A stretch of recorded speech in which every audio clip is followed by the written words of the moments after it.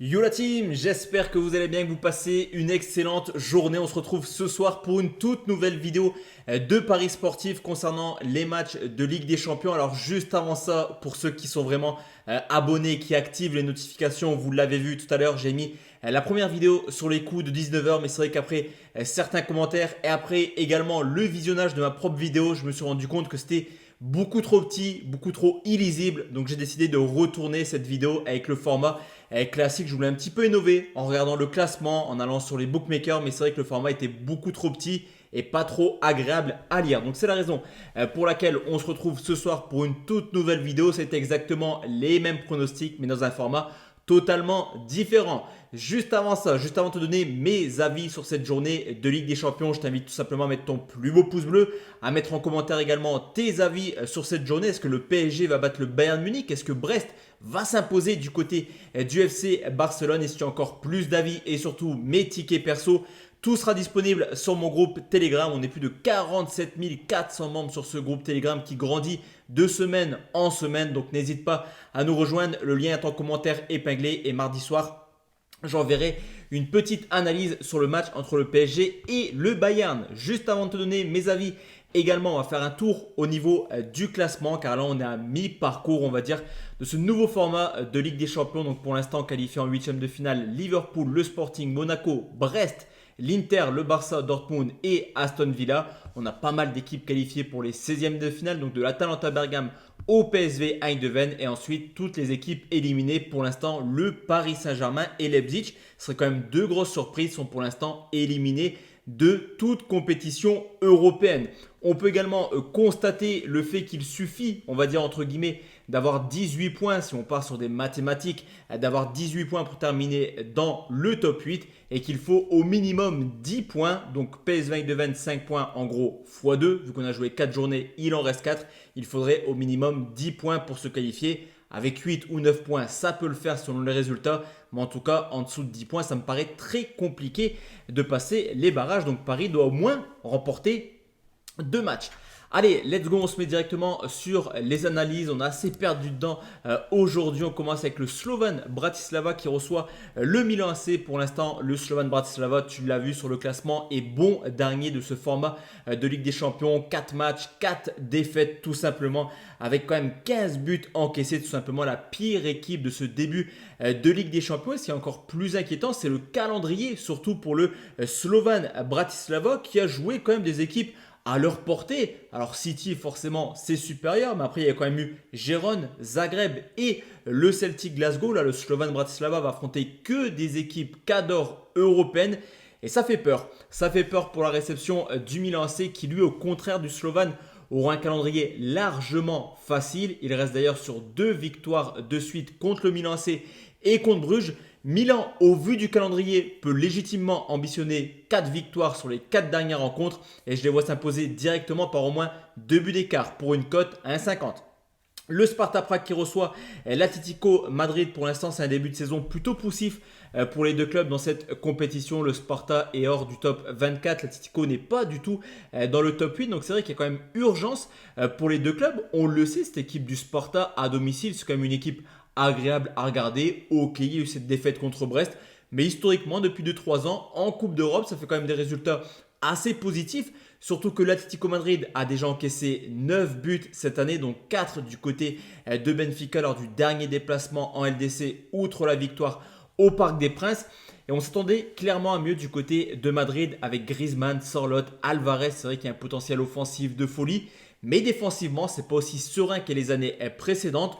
Personnellement, je vois bien un match nul sur cette rencontre et je vais prendre les deux marques à 1,75. Le FC Barcelone qui reçoit Brest avec 10 points en 4 matchs. Brest a quand même l'avantage d'avoir 2 jokers, je te l'ai dit. Avec 10 points, logiquement, ça devrait le faire pour terminer dans le top 24. Donc Brest a quand même pas mal d'ambition dans ce match. Ils vont également venir avec aucune pression, on va pas se mentir. Personne n'attend quoi que ce soit de Brest du côté du FC Barcelone.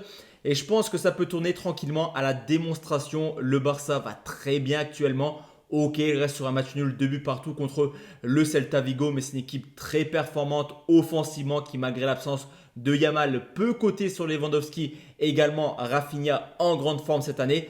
En plus de ça, information importante ce week-end, Pierre Lesmelou est blessé et ne jouera plus de l'année. Donc pour moi, le Barça est largement favori. Je les vois s'imposer assez facilement. Je prends une victoire du Barça et plus de 2,5 à 1,45. On peut même aller plus loin. Barça est par 3 buts d'écart. Honnêtement, je pense que le Barça devrait s'imposer facilement. Leverkusen qui reçoit Salzbourg encore une fois ce week-end. Leverkusen a encaissé 2 buts et c'est plutôt inquiétant la défense de Leverkusen. On en parle depuis maintenant plusieurs mois. L'an passé c'était très solide défensivement. Cette année ça encaisse un peu plus de buts.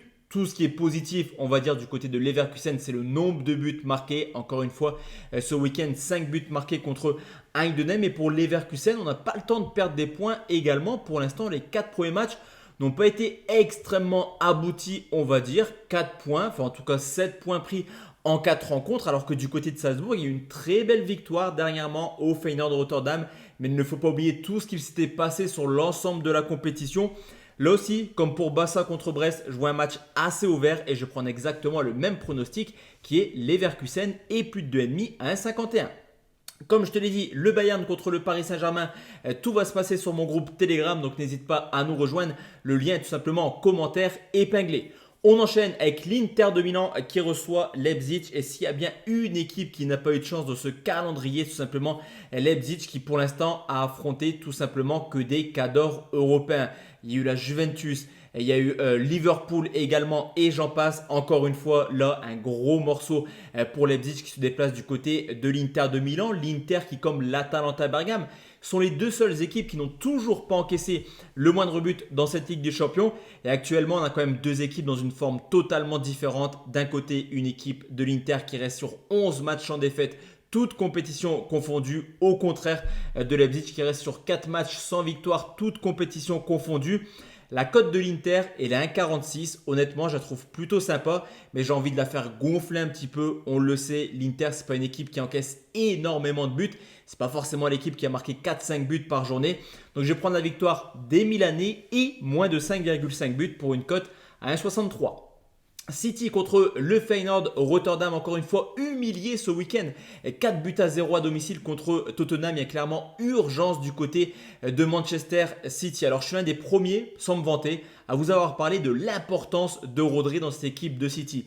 Dès que Rodri est blessé, je me suis dit attention, et vous pouvez regarder toutes les vidéos Première Ligue. À chaque fois, on partait du principe que City allait galérer. Donc sur ce coup, ça me paraît quand même assez compliqué de se positionner sur une victoire de City, surtout au vu de la cote, 1,18 pour Manchester City. Tout ce qu'on peut regarder depuis le début de compétition, c'est que cette équipe de Feyenoord, c'est une équipe extrêmement prolifique. 4 matchs, 4 fois au moins 4 buts dans les rencontres. On le sait, Manchester City est capable à n'importe quel moment de marquer 3-4 buts. Surtout Erling Haaland, mais on l'a vu également dernièrement, en l'occurrence ce week-end contre Tottenham. C'est également une équipe capable d'exploser, mais également au Sporting du Portugal. Le Feyenoord de Rotterdam viendra gentiment jouer, eux qui se sont imposés lors de leurs 2 déplacements à Benfica et à Gérone. Pour moi, il y a match, 2 choix, ou les deux marques 1,85 ou le plus de 3,5 également côté 1,85.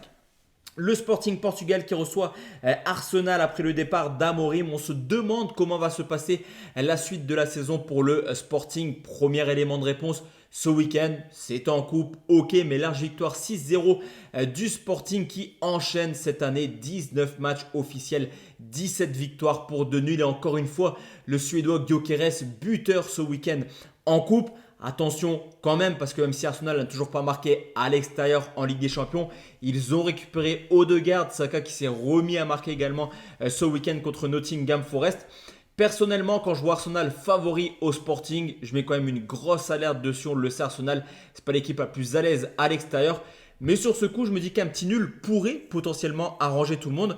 Je vais prendre les deux marques, 1,56 parce que la philosophie du Sporting, c'est d'aller d'avant. Et du côté d'Arsenal, il y a clairement urgence de points sur ce coup. Et enfin, la dernière rencontre, c'est les Young Boys de Berne qui reçoivent l'Atalanta de Bergame, un petit peu comme l'Étoile Rouge, un petit peu comme Bratislava. Cette équipe des Young Boys de Berne n'a toujours pas marqué le moindre point dans ce format de Ligue des Champions. C'est pas forcément anodin, c'est plutôt logique, surtout une équipe qui a du mal à cadrer ses tirs. un seul point pris en 4 matchs, seulement 9 tirs cadrés sur les 4 rencontres. Et quand arrive l'Atalanta Bergame en grande forme actuellement, qui s'est encore imposé ce week-end, 3 buts 1 du côté de Parme, je vois mal comment on peut envisager autre chose qu'une victoire des Italiens. Mais comme pour l'Inter contre Leipzig, on va venir faire gonfler un petit peu la cote. Là aussi, les gars, si vous voulez sécuriser la victoire de l'Atalanta, c'est pas mal du tout. Mais je vais prendre la victoire de l'Atalanta et moins de 5,5 buts pour une cote à 1,57. Comme je te l'ai dit, Bergame et l'Inter n'ont toujours pas encaissé le moindre but. Et à côté de ça, Berne, ça cadre à très peu. Donc je vois mal si l'Atalanta s'impose, venir s'imposer quand même sur le score de 6 buts à 0. Donc voici la team, mes avis concernant cette première phase de 5e journée de Ligue des Champions. Je suis encore une fois désolé les gars pour le format qu'on a fait tout à l'heure. Le but, c'est vraiment que ce soit beaucoup plus fluide pour tout le monde. Mais en tout cas, voilà, j'ai repris ma vidéo. On s'est positionné 21h. On retourne, tant pis. Même si la vidéo arrive sur les coups de 22h, les matchs, c'est mardi soir. Tout le monde attend de les parier. Et de notre côté, on se retrouve demain beaucoup plus tôt sur les coups de 17h, 18h pour enchaîner avec la deuxième partie de cette 5e journée de Ligue des Champions. Très bonne soirée à tous et à toutes. Ciao, ciao la team.